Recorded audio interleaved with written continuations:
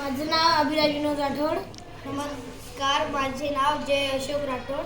आम्ही दोघांनी मिळून बनवलेला कूलर, एक प्लास्टिकचा डबा घेतला, एक मोटर, एक पंखा, एक बटन आणि हे टाटी बनवली, एक चार्जर, हे टाटी.